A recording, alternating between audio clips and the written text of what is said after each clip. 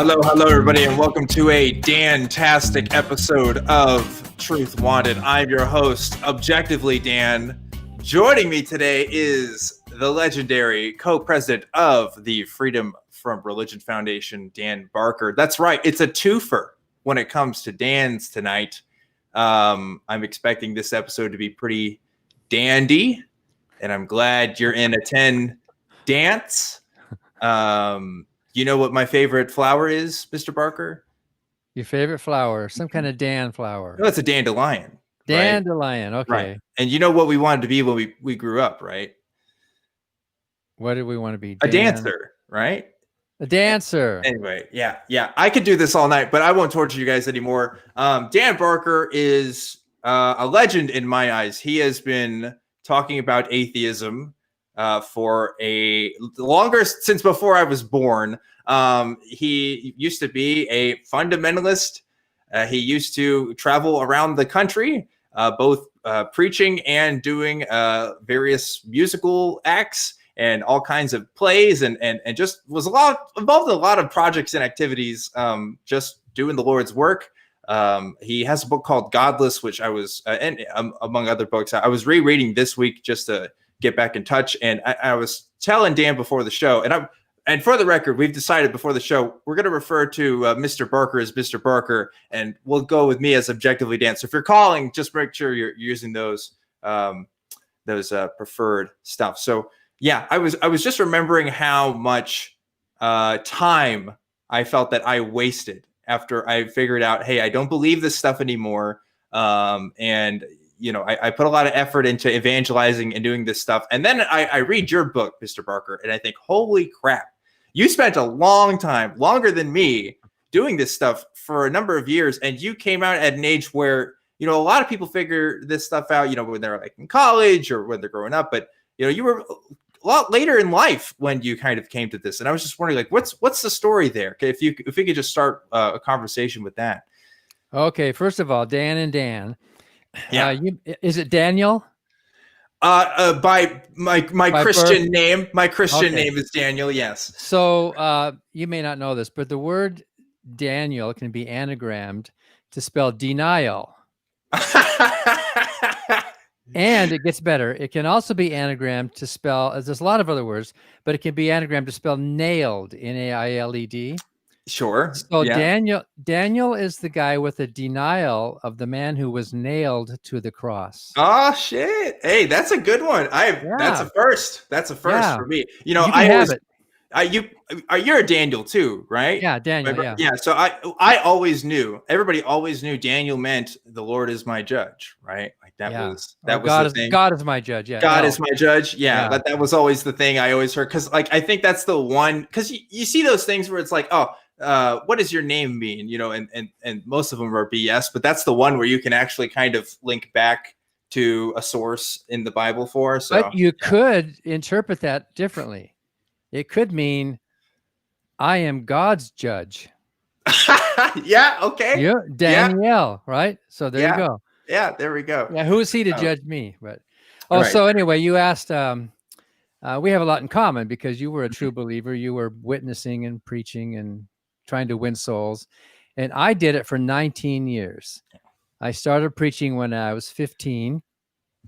I was one of those guys on campus, you know that guy on campus with the Bible under his arm who's looks at you in the eye and you'll see the love of Jesus and you'll just want it, what he has, this wonderful message. And I went to Christian college. I got a degree in religion, studied a little bit of New Testament Greek and did all that stuff so I could be a preacher. I was ordained. I spent a couple of years as a missionary to Mexico, trying to convert Catholics into Christians, if you know what I mean. Yeah. There's a great line in your book. I remember where you were asking somebody, "Hey, do you know who Jesus is?" And he says, "Yeah, he lives right down the road." Yeah, he lives around the corner in Mexico. Right, right. So, and that was wonderful. I mean, just as adventure, just as a human adventure, it was wonderful to be down there on those streets in the cities. And this is back in the 60s and in the 70s. I was a co-pastor of 3 different churches in California. I started off as an assistant pastor with music and youth, and a, a lot of pastors will tell you that the associate pastors are just as much pastors as anybody else. The worship pastor is a pastor. The youth pastor is a pastor. And then I was in 2 other churches in California. And then I spent 8 years in cross-country evangelism, traveling the country, hoping that the Lord would not return tonight so that I could have at least one more day to win souls to the kingdom. You know what I mean? He could have come like a thief in the night. Like a thief in the night. That's right. Anytime. So I wasn't going to tell God what to do, but it was like, if I could just have one more day to preach, to bring more souls into God's love and God's kingdom. So I was a true believer, and you were too, I'm sure. And I was not faking it. I know there were some people faking it. I was really sincere, and I know there are a lot of ministers and people who are not. I mean, there's some phonies out there. Sure. And I wasn't in it for the money. I wasn't in it for the fame. I was just in it because I loved the Lord, and I believed the Bible, and I felt so special to be called, not only to be born again, and not only to be called to the ministry, but to be God's chosen front line. You know what I mean? Out there doing. And so, absolutely. And sometimes, and maybe you've heard this too, Dan, sometimes Christians will say, well, Dan, you really didn't know Jesus. I mean, you really were not a true Christian, because if you were, you would not have left. Yeah, you wouldn't have left. Yeah, absolutely. So what do you say when people say that to you? You know, I have different things for now. So my case is weird because I have like video evidence of me like as a Christian, and that's kind of a newer thing that people didn't have before. But also, it's just like if I don't know, it's like what's the criteria for sincere belief? Is it going to church 2 times a week? Is it going to every single retreat? Is it doing evangelism on campus? Because I did all of that. You know, I studied the Bible. I led small groups. I did everything a Christian should do. Now, granted, they might say, "Oh, well, your heart maybe wasn't really in it," but I don't know. I don't know a man that could judge my heart. That could really know that. Well, even the Bible even says that, judge not. You know, right. But the Bible also says, "You shall know them by their fruits." Yeah, that's true. You're not going to know their mind. You're not going to know their heart. But you shall know them by their fruits, and the fruits of the Spirit. And so my life exhibited all of those fruits, and that's how you would know. And so I think if you and I were not true Christians, then nobody is. Mm-hmm. If we were faking it, if we were sincerely asking God to communicate with us and to direct our lives, if that could happen to us, then it could happen to this other person just as well. Nobody's a true Christian then, or you would never know that. Yeah. And I think you're a really great example. You lived a longer Christian life than I've even been alive. And so, yeah, like for anybody to take that away from you, I think would have to be either there has to be some sort of grand conspiracy on your part, or, you know, maybe simpler explanation, you just don't believe anymore. And that's kind of just so hard for people to accept, right? Well, there are some people who find the Christian life is a good gig. They can make money at it. It can be a career. They can get some prestige. They can be respected. And so there are a few people that are actually, I think, going through the motions because it's working. Yeah. You know, maybe some of them live double lives, and there's a lot of hypocrisy. We see that as well. Yeah. And I didn't see much hypocrisy. The people I hung out with, I think, I'm not going to judge them, but I think they were sincere, just like me. I think we were in it for the true love of God, for the true desire to do the work of Jesus. Sure. I didn't see what I would call many phonies in my Christian experience, but I know they're out there. Yeah, you know, I didn't see as many phonies either, but also there are people that I thought would have never left the fold that totally have, that I've talked to since then, some of whom have called into this show. And it has just been a really fascinating conversation to talk about. But yeah, like, so at some point you kind of just were going through the motions yourself. You were still kind of acting and doing the work just because like that was your career up until that point. So it's kind of hard to make that switch. I know I felt the same way. It was like all of my friends, all of my activities, it was such a big part of my life. It was hard to just completely cut that off. But I didn't think of it. I didn't think of it as a career. I thought of it as a calling. It was, I mean, the world was going to end.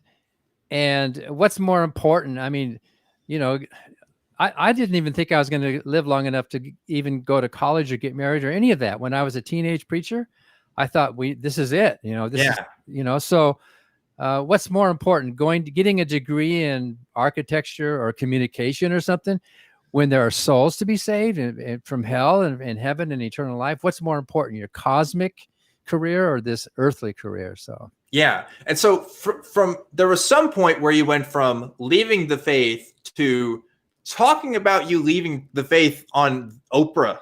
And so like, how did you get from just another person that left it to, wow, you're on national television telling everybody about this?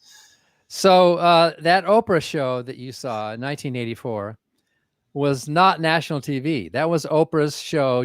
Oh, really? It was a few months before she went national. She had a show in Chicago called AM Chicago. She was kind of known, but she wasn't like the huge megastar at the time. I think I might have heard her name, but I had left the ministry in my early 30s after 4 or 5 years of reevaluating. And I started reading things. And back then in 83, if you want to read something, there was no internet. You had to go to the library or go buy a book. And I saw somebody was advertising like agnostic humanists catalog in one of the science magazines. It might have been Discover or Scientific American. And I thought, oh, that's cool. So there are other people like me. I thought I was the only one. When I became an atheist, I kind of thought, sure. You know, there were no atheists on TV. I wasn't jumping on a bandwagon. It was just me and my thoughts. So I ordered some books from this company. And one of the books I ordered was called Woe to the Women, The Bible Tells Me So, about the Bible's treatment of women, written by a woman named Annie Laurie Gaylor. And in fact, Annie Laurie's downstairs right now. We got married later, actually. I read the book and I thought, wow, this is great. Wow, somebody's actually criticizing the Bible and how modern law is based on these outdated patriarchal, sexist things in the Bible. So I wrote her a one-page letter and I said, that was a wonderful book. And by the way, I used to be a preacher and now I'm not. And she didn't answer me. But her mom, she and her mom had started the Freedom from Religion Foundation in the 70s. Her mom got the letter and she said, well, this guy's got a story. This guy's got a good story. Maybe he could write for our newspaper. And so she wrote me back and I said, yeah, I'll write you an article so I call it Losing Faith in Faith. And then they got a call from Oprah's producers of her show in Chicago saying, we want to do a show on atheism, because Anne and Annie Laurie, it's mother-daughter, they had been on Oprah's show in Baltimore the first time Oprah had ever solo hosted a show. Before that, the male host was not letting her do much. The male host was letting her, you know, roll the bin for the drawing kind of stuff. Okay. So here was her chance to actually host her own show, Women with Women. And when Oprah auditioned for the Chicago show, she used that tape. She used the tape of Anne and Annie Laurie to show I can do this. So she got hired in Chicago, and Oprah always kind of thanked. She had a lot to owe to Anne and Annie Laurie. So she invited them onto the Chicago show a few years later. And the producers asked Anne and Annie Laurie, do you know anybody with a good story who's an atheist now, who used to be a believer? And Anne said, well, yeah, I just got this letter from this guy in California. He used to be a preacher. So that's how that happened. Wow. And I had never talked about this before publicly. I just thought that was it. You know, I just thought, okay, I'm not a preacher anymore. I sent out my letter and I thought, yeah, I got to find a job now. Right. And like the crazy thing is, you know, we would play the clip. I'm not going to play it because like Oprah of all people with content ideas, like real fast. But like if you watch that clip, it's on YouTube. You can find it. Like people are very uncomfortable with the both of you. They do not like you being there. And it's even on Oprah's face, I think it's very visible. Now, to her credit, I think she did a really great job of asking you guys some great questions. From a hosting perspective, I think, you know, that was pretty well done. But you could tell the tone in the room was not friendly towards you guys. Like, yeah, but it was great TV. The producers planned it. They invited these Bible thumpers, and you know, they wanted the differential, and they got it. The show was that, and for me, boy, what an experience! Not only was this the first time that I was publicly saying this stuff, I had never put the words together, and here I was on live TV, thinking, how do I say this? That was also the first time I had ever spoken before a hostile audience. Because when you're a pastor, you know, you're always speaking before the people who come. The people who already agree with what you have to say. Yeah, and so they're always saying amen, and isn't this wonderful? The body of Christ. And so this was the first time I was speaking where the audience did not like what I was saying, and I loved it. I thought, wow, finally I can say something that gets the audience to think or react, or this is a lot better than church. And so I never stopped since. I just got hooked on speaking up and speaking out. Yeah, super, super cool. I just want to remind folks real quick that this is a call-in show. We're doing this live here on Truth Wanted. So you can call that number on the screen if you want to talk to me and Dan Barker, Mr. Barker. If we'll, again, keeping up with the name scheme here. And we'll get to your calls in just a sec. And I'm going to keep talking to Mr. Barker here because I want to know, okay, so, you know, you did this TV spot. And then what? Because now you went, you know, again, timeline is living your whole life as a Christian. Suddenly, in less than a year, you're getting into all this other stuff. You know, you're becoming more of a speaker for the other side, so to speak. Where does it go from there? What happens after that? So I needed a job, so I took a class in computer programming. It was really basic. In fact, it was basic. It was the basic language. And before the class was over, I landed a job with a company that was programming. And that was kind of cool. This was 1983 to 84. And they put that contract on hold for 6 months, but they kept us on payroll. So I spent 6 months getting paid to read manuals. It was really a blast. We were programming in assembly language with multitasking, real-time industry stuff, not business. And then I volunteered to install some systems in the Midwest. I moved out from California, and the Freedom from Religion Foundation is in the Midwest. It's in Madison, Wisconsin, which is where I am now. That's how I got here. And so during weekends, I was able to come to Madison to do some volunteer work for Freedom from Religion Foundation, because I had met Ann and Annie Laurie on that show, and it was really, we were very compatible. That was really cool. And in 1987, then they were big enough and had enough money to hire me then on full time. So we had 3 full-time staff in 1987. Wow. So that's kind of a short story. I was able to set up their very first database for the foundation with those simple computers back then. Yeah, and so for those who don't know, what is the Freedom from Religion Foundation, and what do you guys do? So I kind of like to think everybody would know that, you know, but I think you're probably, like most people who watch this show probably do, but there's always somebody out there, you know. I want to capture everybody. Sure, okay. Yeah. So we're in the news a lot, and we're before the courts a lot. We have almost 33,000 members now nationwide, and we do 2 things. We work to keep state and church separate, which is legal work. We have 10 full-time attorneys, plus some additional legal staff. We file lawsuits. We write letters of complaint. We try to correct abuses of state-church separation. And it's more than that. We also have a strategic response team, and we're also doing like law journals and symposiums. The second thing we do is educate the public about the views of non-theists, atheists, agnostics, secular humanists. We don't care what we call ourselves. We're not a specifically exclusively atheist group. About 20% of our members would prefer the word agnostic, and we don't care. One of our jokes is we don't care what we call ourselves. We all disbelieve in the same God. So yeah, there you go. Yeah. So, and that way we wanted a group, Ann and Annie Laurie wanted a group that someone like Thomas Jefferson could join, or Thomas Paine, who were not atheists, but they were the free thinkers. And that's why we like the word free thought and free thinker. People who reject orthodoxy who reject faith, they reject tradition, they reject scripture, and rely only on reason with your opinions about religion.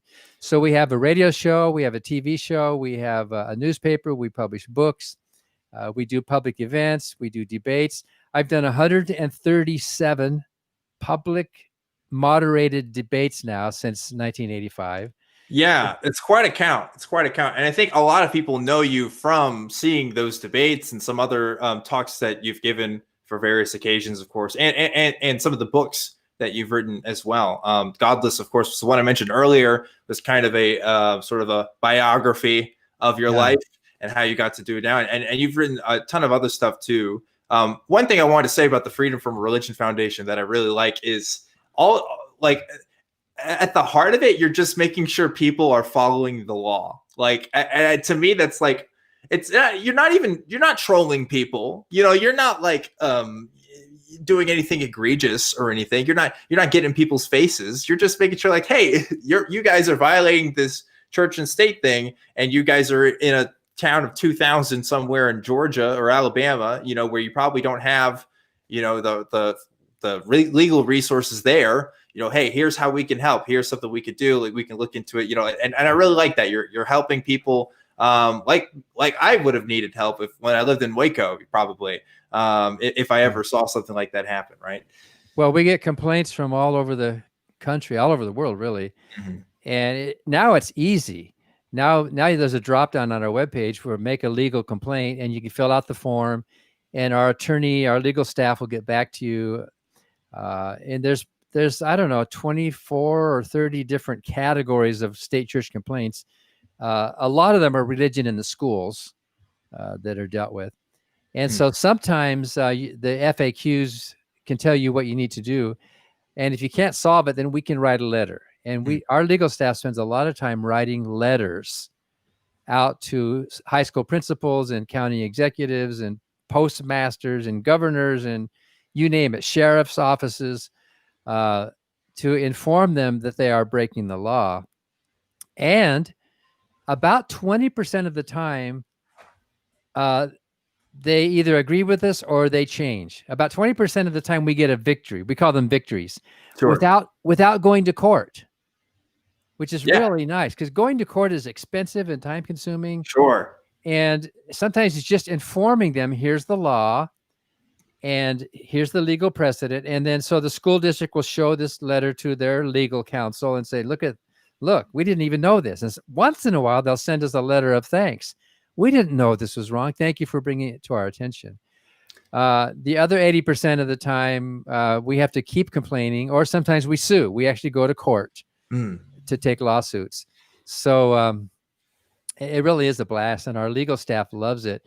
And I gotta ask, what's the ratio of, oh, thank you for showing me this, to, hey, screw off, get away from us? Like, what? Well, it's mostly them fighting back. And sometimes they have no choice. Even if they wanted to agree with us, the local politics is such that they can't. And we've even heard from people who say, you know what, you're right, but I'll never get reelected in this town if I side with you. You know, and so usually when we do win, they can save face by saying, I wanted that Jesus picture hanging on the high school wall. I didn't want to take it down, but our insurance company informed us that they would not cover us. It would be too expensive to fight this lawsuit. And so they can use the money as a face saving.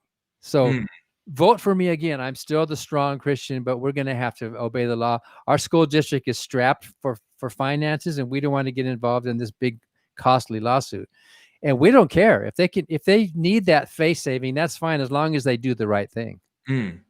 Well, that's, again, super awesome. I'm glad the Freedom from Religion organization exists. You guys have done a lot of great work. And again, most of the people here probably have either benefited from your services in some, I want to say, not personally, but I bet there are people watching this now who have benefited from the services you guys do and don't even realize it. Because like you said, a lot of these issues are settled out of court and people figure stuff out. And they learn from you, which is good. Texas, of course. One of our attorneys has a sign in the office that says, do mess with Texas. Yeah, I support that as a native Texan. I think that's the right thing to do. I imagine you guys get the letters you get from Texas are probably more. They got to be in top 5 of the states you get, right? Yeah, it is. Yeah, and surprisingly, Ohio is one of the top ones, which I think Ohio actually is a southern state, even though it's up north. It's Southern mentality. I'd say. I mean, I've only visited a couple times. I don't know, but Alabama, Mississippi, Tennessee, Georgia, the Carolinas. I mean, that's where the Bible Belt. That's where we get a lot of butter. It's your bread and butter right there. But it's all over. It's all over the country. It's and what you said earlier. We don't have to go out and look for cases. We're not like. Oh, I'm sure trolling the country to find somebody's breaking the law. Yeah, it comes to us. We hear from you. Yeah, and then we can write a letter that's not us up in Wisconsin trying to tell you what to do down in Waco. We can say, hey, we got a complaint from somebody in Waco who's got a kid in the school. We're representing that local person complaining about a local issue, because they need to keep their head down sometimes in those towns. They don't want to be publicly identified. So yeah, Waco in particular, I gotta say, definitely. Well, I want to get to some calls now. If you are ready to take some. Oh, sure. First, I want to thank you guys who donate to the Patreon. I'm using a new laptop stand right now, and I got a new microphone stand that came in the mail today, but my office was closed when I got home and I couldn't get it. So I'll have it set up for you guys next week. But all of that is paid for by you guys on Patreon. So thank you guys so much. You probably wonder, hey, where does that money go to? Well, it goes towards upgrading equipment like that and showing the ACA that, hey, Truth Wanted, again, is a show worth supporting. So thank you guys so much for that. And now let's go ahead and get to some calls. First, I want to talk to Mitch, who is calling in from Ohio, actually. Just talking about Ohio. Mitch, what's going on? Wow, I'm the first one on. Damn.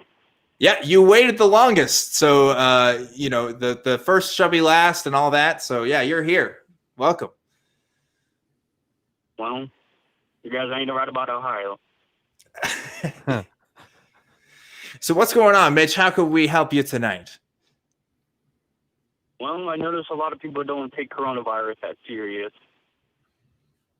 Yeah, that's true. I can tell you some stories of people I've talked to in Texas. I can't remember if I told this. I told this story on Twitter. I didn't tell this in the show, but there was a guy who came into a 7-Eleven I was at, and he asked me if I was wearing a mask because of my job, and I said yes. And he was like, "Well, that's stupid. They shouldn't make healthy people wear masks."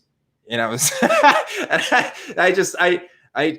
had to restrain myself from saying that's the dumbest thing I've ever heard. But, it's like, hey, well, like doctors wear masks all day, and they're healthy because they don't want to get sick. And I don't know, we got into a bit of a discussion, but I had to go on. But yeah, you see that stuff all the time around here. I don't know what it's like in Ohio, but yeah, it's a pretty common. It's the same, probably. Yeah. So I guess the call screener put your question as, why don't people take COVID as seriously as they should? Was that kind of what you wanted to ask us about? Yeah. Yeah. I mean, I don't, people have had a steadily increasing mistrust of mainstream media sources for a long time now. And that's not just me talking out of my butt. They've done surveys on this stuff, and they've compared how the media trust today compared to even 50 years ago, and we're at a pretty low point in our country's history. So I think that's part of it. I think people aren't kind of trusting sort of the mainstream media. They aren't trusting what the narratives are, and wearing a mask is almost like a sign of submission. And also to bring in the evangelical thing, there is also a movement of evangelicals who are saying that wearing the mask is like the mark of the beast. Or whatever, I did see that. I did see a clip of that woman say that she's like covering the blood of Christ or whatever. Yeah, I'm sure Dan. I'm sorry, Mr. Barker. I gotta say Mr. Barker, because if I say Dan, it's just gonna be a mess. I'm sure Mr. Barker, you probably have some insight on this as well.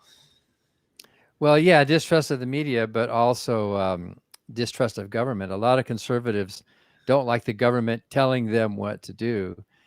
like it's interfering with their rights. Like their rights are more important than anything else, more important than public health.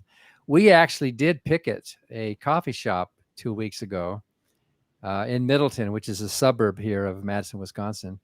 The evangelical owners, for a while, they had a sign up that says "No mask allowed," which was violating the county orders, the city county orders.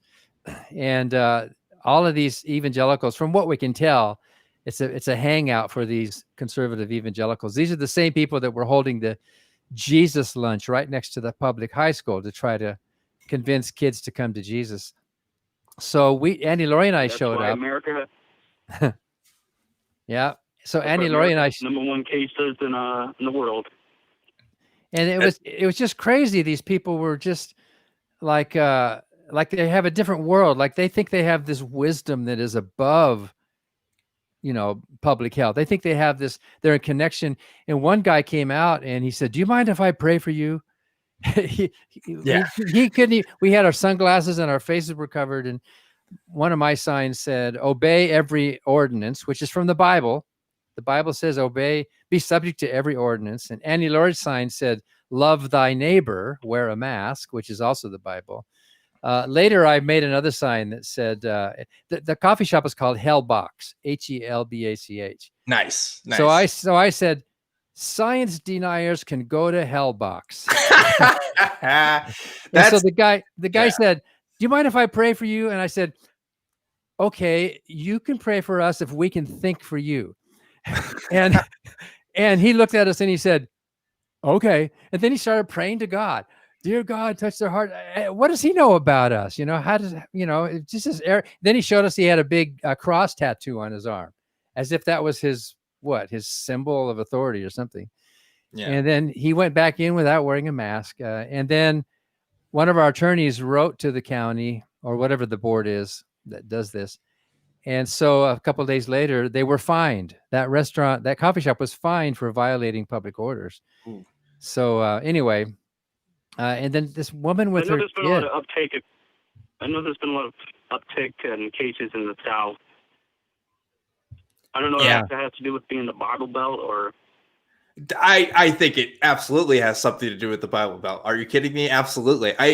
There's no doubt in my mind. It's definitely not like an all-encompassing explanation, but I mean, like Mr. Barker was saying, like there is this idea ingrained, especially in evangelical traditions, that you and the world are two separate things. You are separate from the world. You are not to be of the world.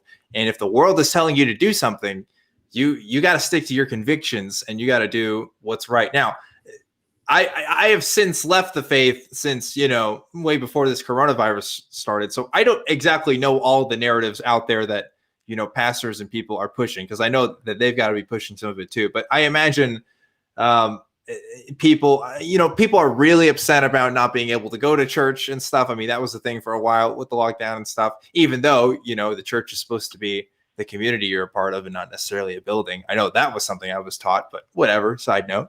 And people just, I don't know, if anybody has anything to say about their religion or what they can and can't do, people just go nuts. They just don't like it. They don't like the government interfering with, their life like that. So they protest as a result. And we had that here in Austin. We had a no mask protest like a month or two ago.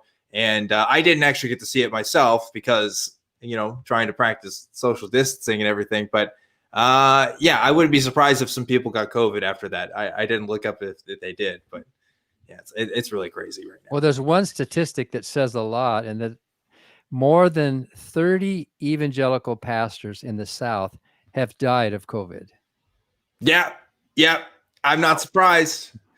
Not surprised at all. And this is the same group that thinks climate change is a hoax and evolution doesn't exist. And yeah, it would probably be unethical to do this. But I imagine that if we did a study of the religious faiths of the people who have been most affected by the disease, I would say you could probably find some sort of religious trend. I would not be surprised. That's totally me speculating. That's a hypothesis. So we'll have to see if that comes out. But maybe we do know some of that data. Yeah, maybe so. Maybe anecdote. Anecdote is not the plural of evidence, but I could see it. I could definitely see it. But yeah, Mitch, I hope you're doing okay. I hope you're practicing all of your social distancing and mask wearing stuff up there. I'm an introvert, so I already practice social distancing. So there you go. There you go. That's how you do it. Well, Mitch, thanks for calling into the show, and I hope we answered all of your cues there. Yeah, it's wild. I had somebody, a friend of mine, text me yesterday, saying that her sister and her mom are both believers in QAnon, and they don't believe that COVID is real. They just don't believe the virus is even real. Which at this point, at this late in the game, I just don't know how you think that. I don't know. I don't know how you get there. So really, really wild stuff. Yeah, let's go ahead and go to another caller here. This is Christian calling in from Wisconsin. Christian, what's going on? Hey, Dan and Dan, how are you both? We're doing good. We're doing good. Having I'm feeling pretty. I already said dandy. I don't know. I'll come up with a pun later. Anyway, what's going on? Yeah, so I'm from the Wisconsin regions. I live sort of near Madison, and I had a question for Mr. Barker, which is near Madison. I know we have places like State Street and stuff like that inside of Madison, but inside and outside of Madison, what are some good resources for atheism and basically just secularism in general that you could recommend? And then beyond that, I had a couple other questions if I could, but we'll start with that one. Yeah, so we have a really nice office in downtown Madison, 2 blocks from the state capitol, and a 5-story building. And we do hold events for members, and we have an auditorium there. So that's one option. If you were a member of FFRF, you would get invitations to some concerts and some lectures. We had Jerry Coyne recently. We had Jared Dunn, the classical pianist, perform for us. We have a brand new Steinway piano. The Unitarian churches in Madison, the 3 of them are very good. Some of them are believers. Unitarians have no creed, but there's always a good chunk, especially the Prairie Unitarian on the south side of Madison, is pretty much totally secular people. The Frank Lloyd Wright one is also very open and tolerant, and they have a lot of events there. So Unitarians are a good option if you're looking for actual social connections. And the university also has it's called AHA, Atheists and Humanists and Agnostics group, and they hold events, and it's open to anybody who can go to those events. They have an annual Free Thought Festival, for example, where speakers come in from all over the country. So our organization is national, and we actually don't have what you would call a chapter here in Madison because we don't need to. The Dane County, right here where we live, believe it or not, is 54% non-religious. And we had our Is it actually? It is, yes. Our U.S. Representative Mark Pocan cited a survey that showed that, because he's a representative, he has to represent this district, the 2nd district. And he says, if more than half of my constituents are non-religious, I have a duty when I go to Congress to represent those people. And he and some other members of Congress, Jared Dunn, Huffman, Jared Huffman and others, wrote a friend of the court brief in support of one of my lawsuits, making that very point. That the job of the House of Representatives is to represent, right? So Madison's a great place, a great county to be in. Our daughter grew up here, and the Christians in the Madison schools were always a minority. So our daughter was atheist. She had a lot of atheist friends, Jewish friends. There were some Baha'i friends. And one day I saw my daughter and her friend looking at another girl, and she said, "You know what? She's a Christian." And Molly looked and she says, "Really? But she's so nice." You usually hear it the other way around. So Madison is a great town. And I think one of the reasons that we don't have a chapter is that most people in Madison don't have this need. In Waco or in Birmingham or something, you're crying out for somebody to be with. But here in Madison, it's just about half the people you meet are just good, strong non-believers. Yeah, I've definitely heard like I've told somebody before, like, oh, I'm an atheist, and they were just like, oh, I didn't expect that, and I would just be like, is it because you think I'm kind of nice? And you're like, yeah, actually, that's why. And it's like, yeah, I know, it's we exist, we're out there, it's crazy. So, well, come to Madison, Dan, Objective Dan. You'll have a totally different flavor.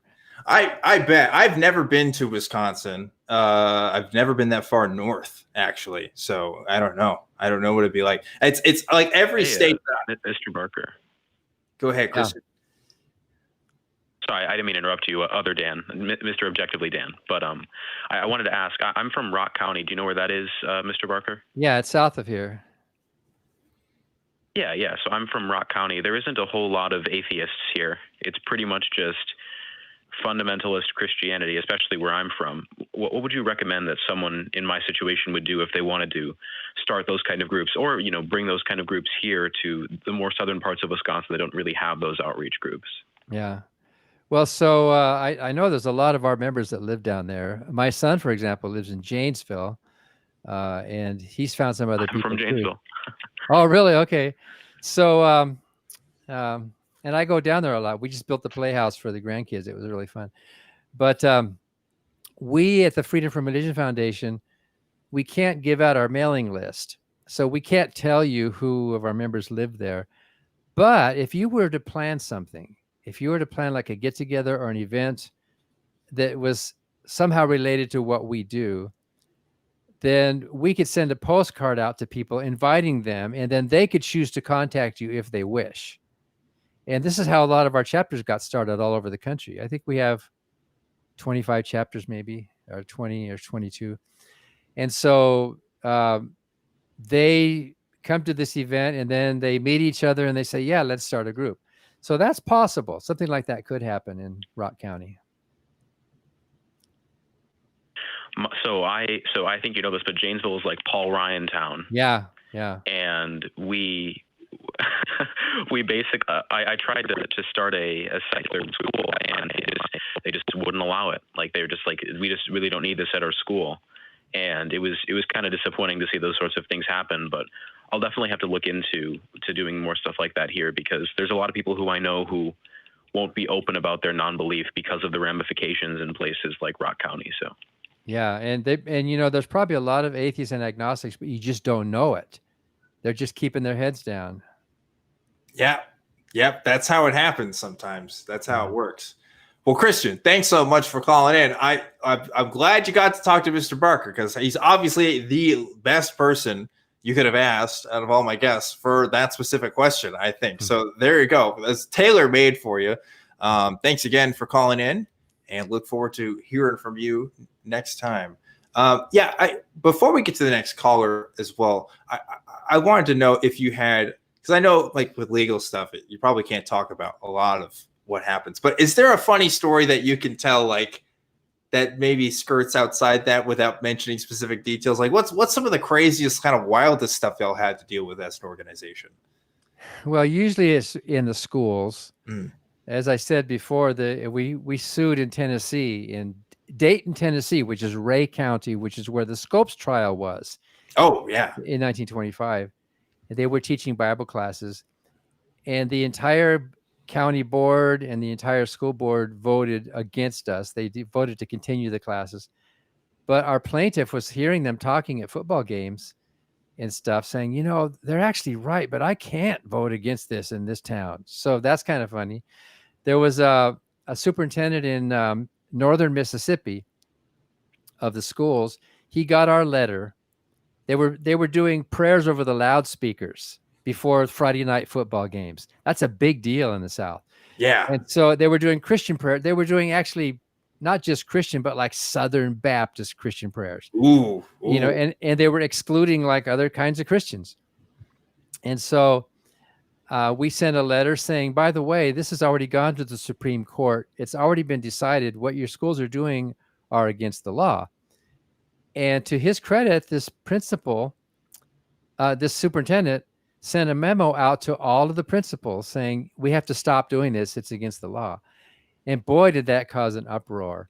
And so, and you can't, we've been doing this for 2 millennia in our town. We've been having prayers, and you can't, some northern group can't come down here and tell us how to run our local affairs. That's not America. Yeah. As if there wasn't a thing called the Constitution or a Bill of Rights. So then the next Friday night, when they couldn't have the prayer over loudspeakers, almost all the people in the stands, all the Christians, they ran down to the 50-yard line in a big group, and they loudly screamed out the Lord's Prayer. Our Father, which art in, to show us, right? Oh man, you know what I mean? Oh yeah. And actually, we don't care about that because that's free speech. That's private speech. What we care about is government speech. Sure. So when the school is broadcasting it over the official loudspeakers at an official school event, that's the government speaking. We don't sue those people. We sue the government. So if they want to do that, that's fine. How could we possibly interfere with someone's private right? Sometimes we'll, a funny story in Tennessee. They had put a Christian cross on top of the water tower. A big one. It's called Whiteville, Tennessee. Whiteville, Tennessee. Yeah. And actually it doesn't sound that bad because the city council was fully integrated in that, but it had that Tennessee feel. Yeah. And so it turned out that the mayor we're not taking that cross down. It's been there for a long time. It was put up with private money, even though it was on the city property. Well, when it became clear that he was going to lose, he had somebody climb up to the top of the water tower and broke off one of the arms of the cross deliberately. And then the mayor said, "See, it's not a cross anymore." What? Yeah. For real? And I think it's still there. No way. We got photographs of it. So if you go to Whiteville, Tennessee, you'll see this weird shape from one execution symbol to another. It looks like a hang thing, which I don't know how well that plays in Tennessee, having a lynching symbol. Yeah. But, so actually, that mooted the case. It was no longer a Christian symbol. No way. Oh my gosh. That's the wildest thing. I've never heard. I've heard stories of people, fighting these kinds of cases and stuff and wanting to put like Baphomet statues, that kind of stuff. I've never heard of an active defamation from another Christian trying to do that. That's wild. Oh well, and then during the complaint, I don't think we actually. Yeah, we went to court. Yeah, we did go to court at the first round. So all the townspeople, they were going to show us. They all put these white crosses on their front yards all over the city. And when you drive through Whiteville, you'll see almost every home has these crosses to show us atheists that they love Jesus. And we're saying, great, that's your speech. Right. That's you expressing your views on your property, on your church, on your home. That's wonderful. That's America. We're not going to complain about that. Yeah. But when the city does it, then we complain. Right. Like that's, and to someone, again, who's just grown up and lived my life as recent as it is, like it was hard for me to understand at first, like, oh, why aren't people why don't they like this separation of church thing? It makes perfect sense to me in a public school. I don't want to see that's, even when I was a Christian, it made sense to me, because not everybody believes the same way. But when I hear from older people and I hear, oh, it used to be different, like these are like traditions people are talking about. And so like, it does feel like a personal attack because these like, it's attacking like a community value. At least that's what it feels like to some people, community values, even though a community is going to be made up of probably a lot more diverse people than what the loudest majority might be a part of. Right. And so that's what bothers them is the fact that it is getting more diverse. Yeah. They are losing this hegemony. They're losing this privilege and power and superiority that they used to have. And it's happening right under their feet, especially happening with your generation, with young people. About a third of your generation right now is not religious. Yeah. And I'm going to get to calls here, but like, you're right about this because like, I did not realize how privileged I was until I left Christianity. Like how many, I can't tell you how many of my friends use fake names on the internet and in real life because they're talking about this stuff. I didn't know anybody who was a Christian that was using a fake name because they were afraid somebody was going to find out they were a Christian. Yeah. Okay. Like that's just, like they can't even express themselves the way that they wanted to. And I could have just talked about the Bible or Christianity with whoever I wanted where I came from. Like that was not an issue. Yeah. But didn't you think that the Christians were being persecuted? Didn't you think the big secular world was attacking our values? The secular world and Hollywood was trying to influence me to have premarital sex and just lust after the flesh and take drugs and take drugs and mess with the gender roles that God specifically designed for us. And now it's like no, it's actually the opposite. Literally, everybody in government is a Christian, and I'm the minority here. This is it's not as fun. It's not as fun. It's more fun when you get to pretend that you're persecuted versus actually, not saying that I've been persecuted, but like, I do have some disadvantages now. Well, if you were going to run for a public office in your town, you probably would not want to put atheist on the yard sign. Oh, I'd be screwed because I have this show. Like that's it. Oh, there you go. Okay. My days are done, but yeah, I don't know. It would be hard. It would definitely be hard. Well, let's go ahead and get to some more callers here. I want to get to my boy Ben calling in from Austin, Texas. What's going on, Ben? You know what's going on. Hello, Dan. Hello, Mr. Barker. I got a question for you. I know earlier in the show you said you were evangelizing. You were deep in your walk with the Christ-like one. You were converting souls. You were making Christian warriors for the kingdom. And how do you feel about that now? Do you have any guilt about that? How is that weighing on you? And how have you dealt with it, if you did? No, it doesn't bother me. I mean, intellectually, yes. Because I was misleading people. But what are you going to do? If I were to go back in time, I would have done the same thing the same way. I understand the mentality. I understand why Christians believe like they believe and why their preachers preach. And so the last thing I wanted to be when I became an atheist was a sort of an anti-Christian, going door to door trying to, convince people to change their minds. I just thought people should think for themselves and should have the freedom to think for themselves. I have heard from a lot of my former Christian friends. Some of them are still upset. Some of them are still wondering, even after since 1984. And I've heard from some of them, we're still good friends, actually, which is kind of neat. We disagree. We agree to disagree. They're praying for me. They want me back, but we're still friends. Now, I got to tell you, that's a great way to test your friendships. Yeah, that's a long time beef from 84 to 2020. Gotta say. Well, yeah. So, and I tell them I'm open, and so I feel kind of bad that, were those years wasted in my life? Well, yes. On the other hand, you and I, Objectively Dan, we can take our sincerity and our knowledge of it and use it for good. We can actually say, I've been there, I've done that, I felt it, I've tasted it, I got the goosebumps, I saw what I thought were miracles.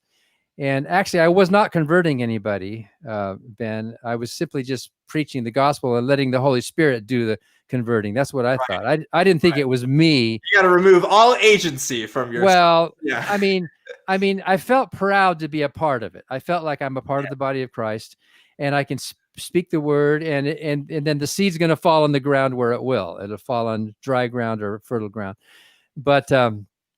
And I wasn't even doing it so that I would be rewarded. I wasn't thinking, boy, when I get to heaven, I'm going to have an extra star in my crown. I was just doing it because I loved the Lord. I just loved the Father and the Son and His Holy Spirit. I was just doing it because it was the right thing to do. And I just loved all of that. So I don't feel so bad. A couple of those people now have become atheists, including, surprising to me, I never would have expected this, my mother and my father. No way. They both later said, That's you know what? They both said, yeah, you know what? Danny's right. Danny's right. They thought about it. And my brother, Daryl, who might be watching, if you're watching, hi, Daryl. He lives up in Washington State.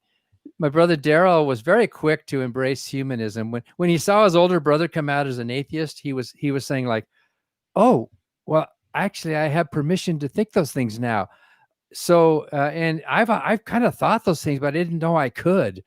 And so then he became an atheist very quickly and a state church activist. And of course, Daryl says he was always kind of a lousy Christian anyway. I mean, he said his whole attitude toward Christianity was, exactly how much sin can I commit and still get into heaven? You know, where's that line where I can steal the bike and then pray for forgiveness later? Yeah. Right. Well, so that wasn't me. I mean, that was him. But so yeah, what do you do? I mean, and there's many stories. The Clergy Project, if you know about that, is former ministers and priests like me who have left. There's more than 1,000 members of the Clergy Project now who are atheists or agnostics. Many of them will say the same thing. Well, I can't go back and undo those years of preaching, and actually we did a lot of good during those years.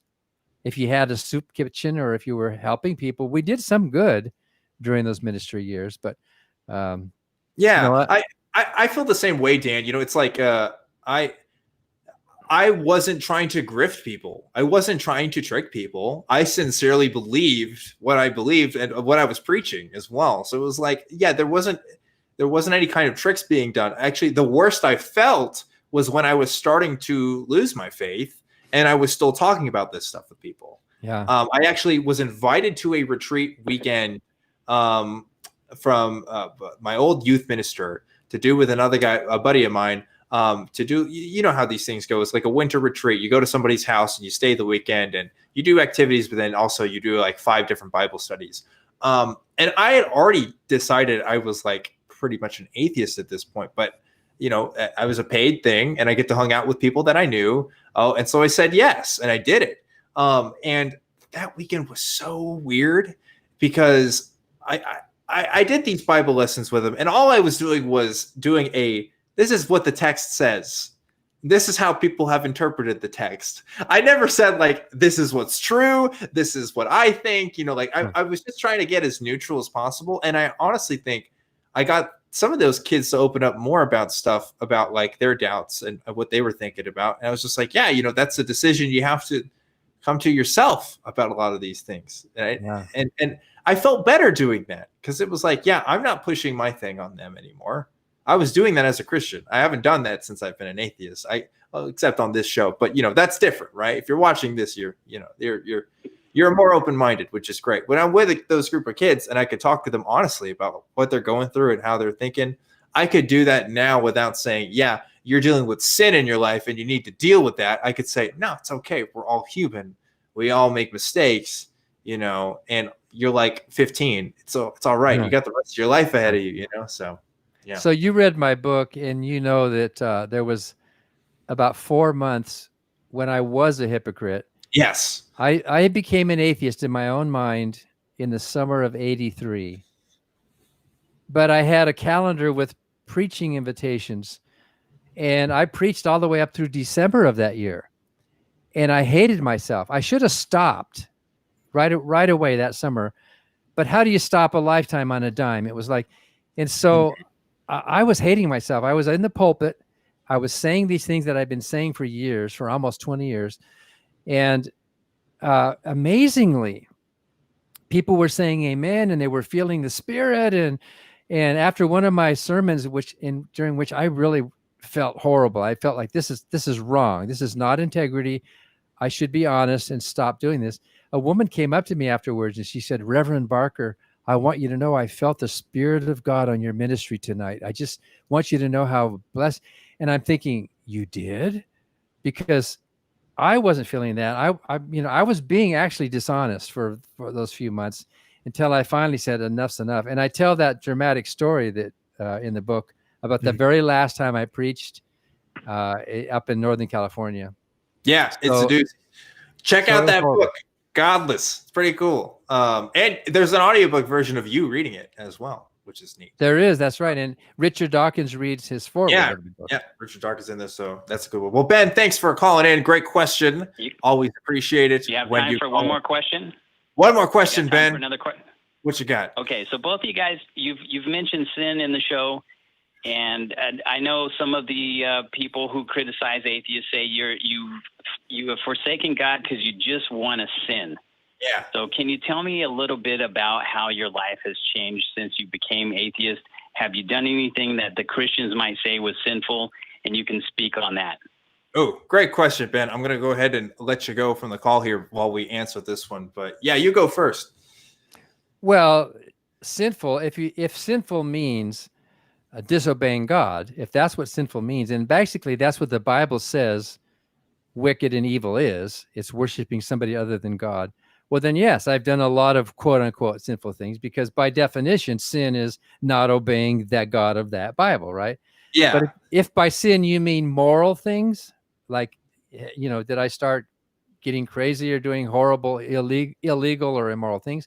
My life is pretty much the same. I'm pretty the same guy, pretty much personal values. Yeah. And still care about people and contribute to charity. And we just played a jazz concert. I play jazz piano. We just did a benefit for the homeless, where we just played for free, and we raised hundreds of dollars for the homeless in Madison.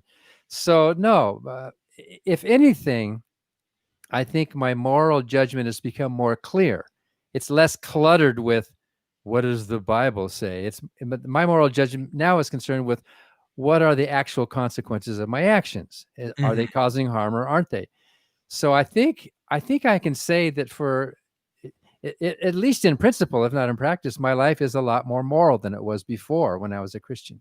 Yeah, I feel the same way. I used to say, yeah, I'm the same person that I was before, but actually, I don't think that way anymore. I actually think I'm a better person now than I was before, and the reason why is because it's exactly what you described. We have these different ideas of morals and ethics, and Christian morality is not ultimately concerned with human well-being. And I think you can talk to any Christian, and they will, at the end of the day, agree with you, because it's what God wants. It's not about what you want. Whereas now, as a secular humanist, and I'm basing my morality off of human well-being, I don't have a reason to, for example, stop two men from marrying each other. I did before, and now it's just like, yeah, go ahead, do what you want. Everything that's consensual in that is just fine. So yeah, like I felt like as a Christian, in retrospect, I was probably being held back to the moral capacity, the zenith of what I could achieve in my ethics, compared to what I can do now, because now I can talk about ethics in a secular way, and I'm not using the Bible to interpret what I have to do and what I can't do, because that's just it's confusing, and everybody has a different take on it. But also, it's not what's best for people. It really isn't.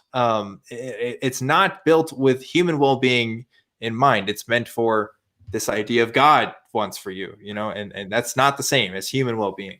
I have a book called Mere Morality, and you probably get the title joke because of C.S. Lewis's book. And the center section of the book looks at the Bible, morality in the Bible. And let me just ask you, in the Bible, the words wicked and evil appear about 1,000 times if you look through the Bible, depending what English version you use. But wicked and evil, sometimes they're synonyms for each other. What do you think wicked and evil mean in the Bible? If we're talking about like, do I have to know Aramaic to answer this one? Do I gotta know? No. Okay, just, all right. What do you think? What do you think when you hear the words wicked and evil? Against the wishes of God, maybe. Well, okay. I used to think it meant doing bad things. Sure. You're a wicked person. You're an evil person. You're doing, horrible stuff. Yeah. And I think most people think that that's what evil is. Sure. You have malicious intent to cause unnecessary harm, and So I looked at every instance of the words wicked and evil in the Bible, and I was surprised, because I'd preached from every book of the Bible. I was surprised that only about 5% of the time do the words wicked and evil have anything to do with human-to-human behavior, that what you and I would call morality. Okay. They almost always have to do, and the big one is idolatry. That was God's big thing. It was idolatry. Worshiping some god other than him is wicked, and it is evil. And it has nothing to do with how we treat each other. The next one is the Sabbath, surprisingly. Not worshiping on the Sabbath is called wicked and evil, and that's another God thing. I see. And then after that, you have things like intermarriage. You're not supposed to marry with the non-Israelites. that was called wicked and that was called evil. So in the Bible doesn't even use the word morality or ethics. How to be a good person is just to avoid being evil by doing these things that God wants you to do. And there's no morals in there at all, except in a few cases, it's connected with drunkenness, and in a few cases, helping the widows. There are some places in the Bible, if you look hard enough, where it's connected with what we would call human behavior. But in general, it has nothing to do with morality. Yeah, that's funny because I was thinking this week about how people always talk about how Jesus was one of the greatest moral teachers of all time and stuff. And yeah, he's got a tale or two, but a lot of the stuff he says you wouldn't follow today at all. Like if somebody came to you on the street and said, you need to reject your father and your mother and come follow me, in any other context, that would sound like you're going to join a cult. Well, it is a cult. Yeah, it's kind of started as a cult, right? Yeah, that's kind of the beginnings there. So yeah, it's like, I don't know, there's some weeds to get into for that one for sure, but I want to make sure that we answer all of our callers that are coming in tonight. So next I want to get to Brian, who's calling in from Oregon. Brian, what's going on? Oh, good evening. You got a case of Christian addiction that they get their privilege pulled, then they start going withdrawal symptoms. They shouldn't have had that Christian privilege to begin with, because way back when the Constitution was first written, and et cetera, and all the predominantly Christian congregations were there that were being excluded from being given privilege by the government, wound up getting it, which they shouldn't have had in the first place. And if you try to explain to somebody that back there at that time, yes, there were a lot of Christian groups and organizations, because that's where they came over here to have freedom of religion, but the end result was that what about the other people that weren't Christian? And if you could turn the tables on them too, say, what if you get a Muslim that happens to be president of the United States? You can't test him for religion. And so what if he wants to put Sharia law in? Well, you're not going to let somebody do that. Well, then why should you have Christian law being put in? It's really wild. It's wild. Like there used to be. That way they can get an idea of a comparison. Yeah. Like Texas, for example, there was legit a rule that said you could not be governor of the state and be an atheist. Like that was codified straight into law. It's just like that is one man. That's like, not good. And it's technically still there. It wouldn't be, it's not like it's not written out. But like if anybody tried to invoke it, I think it would just be shut down. But we just haven't had the atheists try to run. Right. That's the whole problem. So anyway, the definition on sin is, and I don't know where the verse is though, because it says if you don't do what's right in your heart, that's sin. I don't know. So many people have different ideas about sin. I think sin is definitely. No, it just says if you know what is right in your heart and you fail to do it. And I don't know where the verse is. I used to be a evangelical Christian for 35 years, and 90% of it's out the window now. I don't know. Do you know what verse that is? Thank you very much for the program. Enjoying it. And yeah. Mr. Parker, thank you for all you're doing. Thank you, Brian. Appreciate you calling in. Yeah. Do you know what verse he was talking about there? I don't actually. I'm trying to recall if there is a verse exactly like that. There may not be. It may be in a paraphrase. But in the New Testament, the Greek word for sin is hamartia, which literally means missing the mark. So there is a standard that God has set up. And if you don't reach that standard, that's what sin is. It's not described. Sin is not described as hurting somebody. It's not described as, in fact, the New Testament says obey every law. But that's not even described as breaking the law. It's just missing the mark of. Except for the laws Jesus says you don't have to follow. Right. Yeah. But so when I was a preacher, the mark that we were missing was God's holiness. We are missing his level of holiness. We are these low creatures. Paul even said, I'm a slave of Christ. And that old Billy Graham hymn, "Just as I am, for just a worm like me, I'm just this lowly thing," So I'm no longer a slave to sin. Yeah, and so for all have sinned and come short of the glory of God. So to say that phrase, all have sinned and come short of the glory of God, that's what sin is. It's not measuring up to God's glory. It has nothing to do with measuring up to what we would consider moral standards. Yeah. I totally agree with you there. Like, again, like these ideas of right and wrong, even like Christians always talk about how objective their moral system is, and it's the opposite. Like, there's as many Christian moral systems as there are Christians. People have different ideas of how they're going to interpret it. And yeah, maybe there's some that are more legit than others in terms of like scholarship and maybe like what it means, but there's still a lot of guesswork that happens there, and it was all arbitrary in the first place. So, but we do have to admit that most Christians are good people. Most Christians are not out killing and stealing and raping and all that stuff. Most of them are basically good, decent people, I would say, in spite of their Bible. I'd say most theists are good people. Yeah.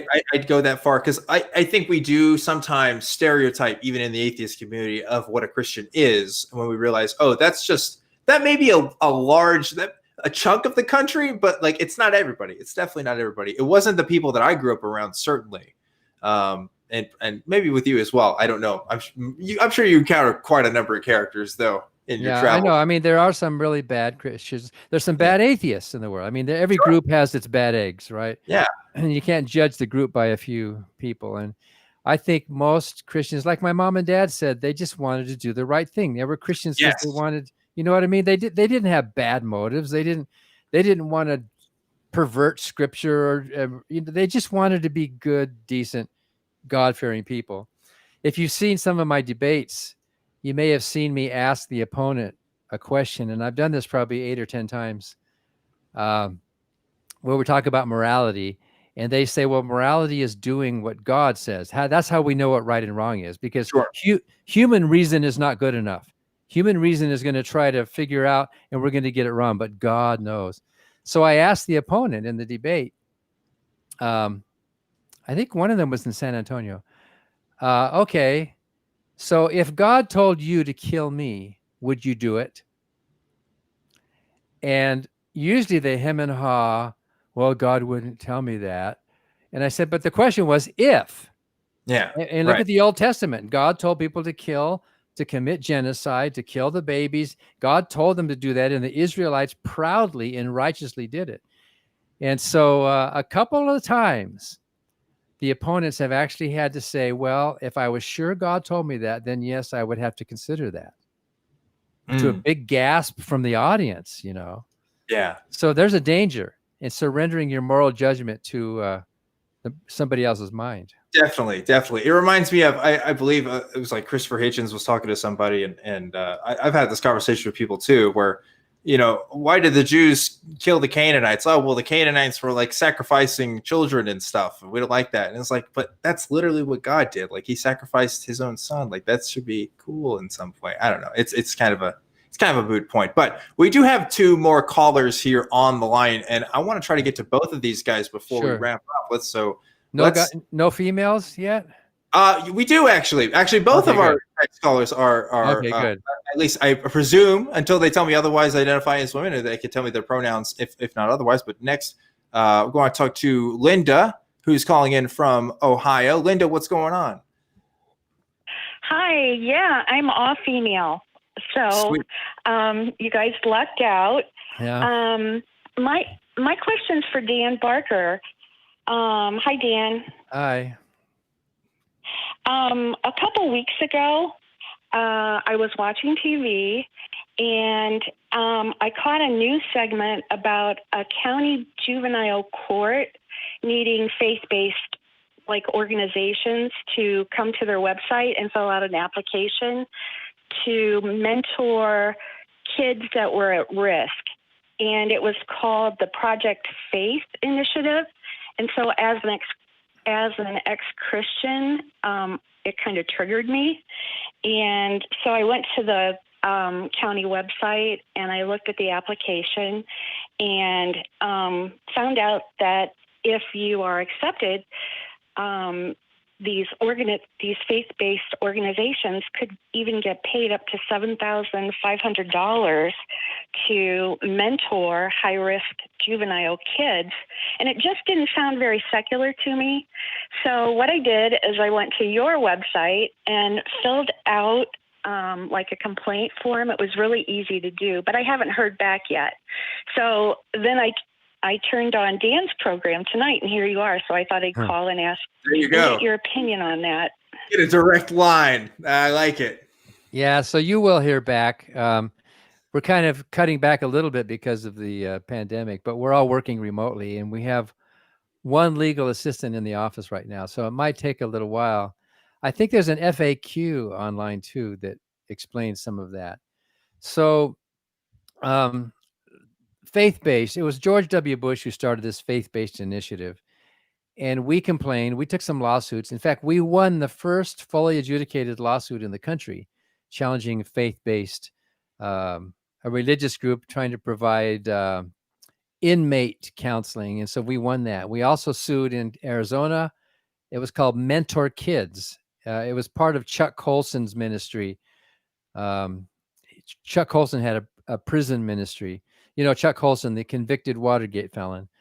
And so we actually won that case as well. So it's a little bit tricky. Sometimes counties can contract with religious groups as long as what they're doing is a purely secular thing. As long as there's no strings attached, you don't have to go through a church, you don't have to pray, you don't have to walk by religious symbols. And we don't like that. We don't think a church should be involved at all in that way. They should do it themselves. They should raise their own money and do their own ministry with their own. Prove how big their God is by raising their own money without asking us taxpayers to pay for it.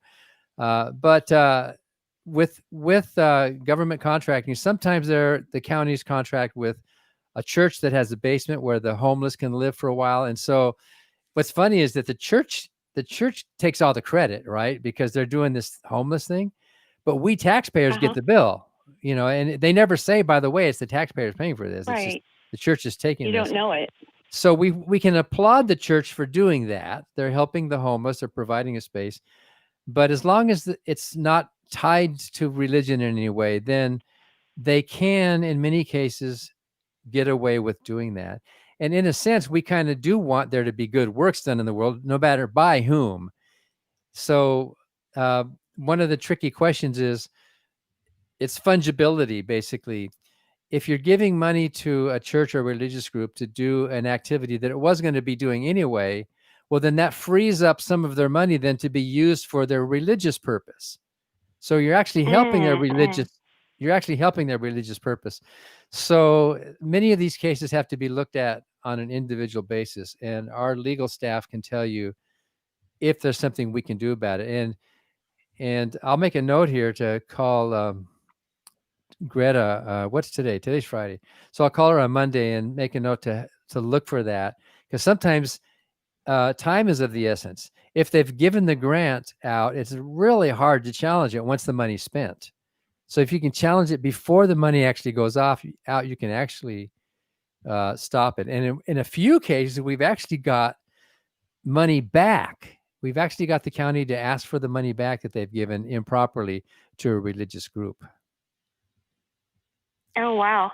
Some of the things that came to my mind just from hearing it immediately, I thought, how are churches equipped to do this? What kind of teachers and, are teachers, social workers to help these kids that need help? Who's going to monitor what the churches are teaching these kids? Are they going to have people sit in or visit, do follow-up? To me, it's just kind of weird that they just automatically think that because they're faith-based that they're qualified to do that. But, well, they're very likely not. They're very likely not qualified. In our examination of a lot of these groups, the two cases that I mentioned that we won, it turned out they were very bad at what they were doing. The mentoring kids in Arizona was just church people who were teaching them how to read by reading the Bible, and they were really there to convert the kids. That's what they were trying to do. And it came out under discovery that this was just a religious mission under the guise of doing this, secular helping. Because who doesn't want to help the kids of inmates, right? But so the Bible, by the way, I don't think that's a very good book to start your first kind of reading. Well, those those kids' Bible things, those color books. I'm still skeptical. I don't know. It seems to me like that's just. I feel like there's a lot of concepts and words that shouldn't be in there. But anyway, that's my take. I don't know. Yeah. So Linda, you got lucky tonight. You got to talk to Dan directly about your complaint. So hopefully we'll see that worked through. Thanks so much for calling into the show tonight. You are so welcome. It was an honor to talk to you guys. Thanks so much. All right. You have a good. And we're getting close to the end of the show here, so let's just jump straight into our last call. But before I do that, remember, guys, I will be on the after show Discord here, and we'll figure out if Dan will be joining us in just a second. But yeah, come join and talk to at least me, and hang out with us. We can talk about this show and other stuff and answer your questions directly off the air. So finally, let's get to our last call tonight. This is Autumn calling in from San Diego, California. Autumn, how's it going tonight? Hello. Good. How are you guys? Hi. Doing good. Doing good. Okay. So my question is for Dan Barker. I am a new atheist activist, new to activism, not to atheism. I've been an atheist for about 4 years. And I was wondering maybe what you would tell like your past self when you were starting out, or given like our current environment, what you think an atheist activist should prioritize. Well, complain. I think the one thing any of us can do is complain. If you see a state church violation, or if you see somebody abusing religion in some way, at least make a complaint. Everybody's different. There's no one size fits all strategy. Your personality, your ability to speak are different from the rest of us. So only you know how it's going to work. And your relationships are also different and how you can speak out. But I think at the bare minimum, at least let it be known that you disagree. You don't have to get in a big argument. You don't have to discuss morality. You don't have to talk about scripture. You can at least let the world know that there are unbelievers in the world.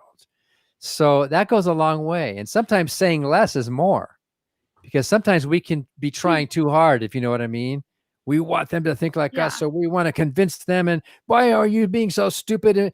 And ridiculing rarely works. There's a place for ridicule. But, do any of us want to be ridiculed? Or wouldn't we rather be respected as human beings and then talked with?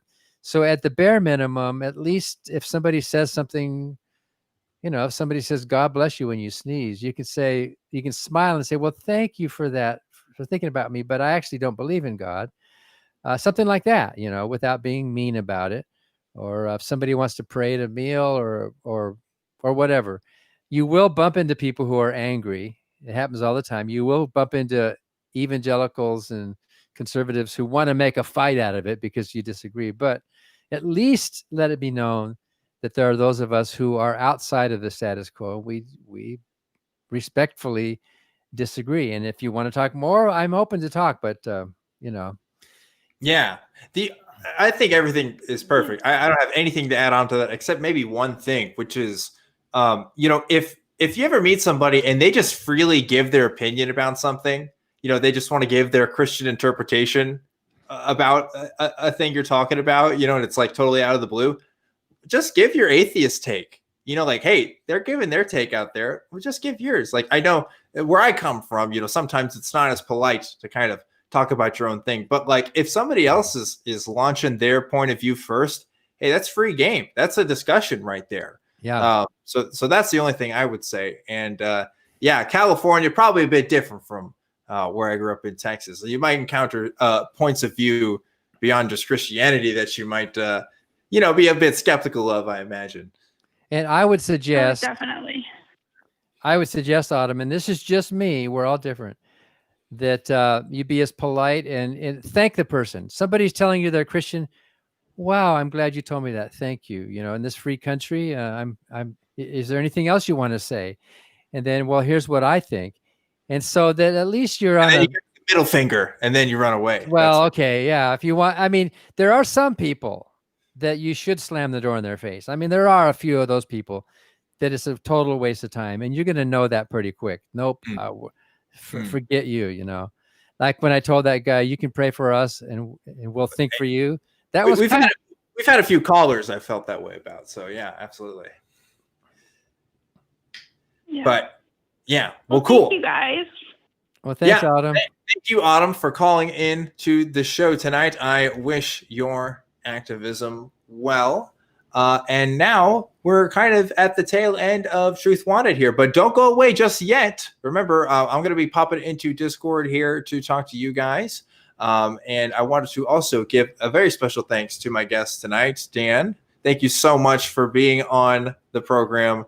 You are a legend. I had so much fun talking to you tonight. If people want to find you and get in touch with you, see what you're up to, where should they go? Just look for the Freedom from Religion Foundation. There's on the screen. And we have the Free Thought Matters is our TV show. If you want to watch our TV show on our YouTube channel, it's interviews. We interviewed Ed Asner, if you know the actor Ed Asner. Oh, yeah. Recently. He's 90 years old. And we've interviewed Julia Sweeney, and it's mostly atheists and agnostics. So, so go to Freedom from Religion Foundation, and you can find my email address there. We're all pretty open to talk to anybody. Well, yes. And if you want to get in touch with me, you can do that through my email, and it's truth@atheist-community.org. That's where you can, I always respond to all the inquiries that come to me, except for the spam from YouTube and other stuff. But if you guys write to me, I will write back at some point. You can also follow me on Twitter @ObjectivelyDan. And if you are feeling generous, you can become a patron by going to patreon.com/truthwanted. And again, showing the ACA that Truth Wanted is a program worth supporting. You can also become a member on YouTube if you're so inclined. You get little emojis and stuff in the chat, and it's a fun time. I know the chat. I don't always read the chat as I'm doing stuff on the show, but every time I do, there's something in there that makes me laugh. And you guys are just really silly, and it's a really great time.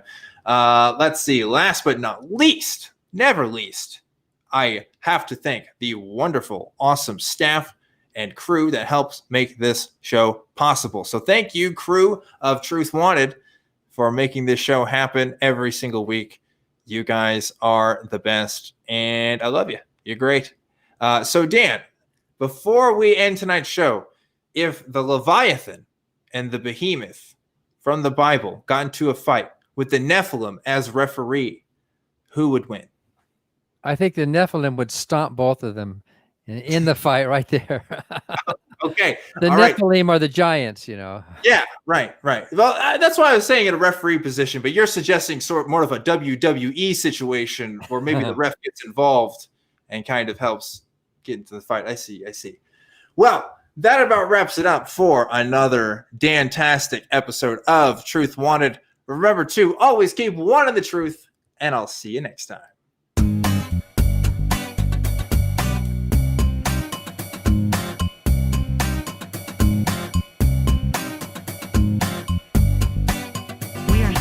But the show has ended. Goodbye.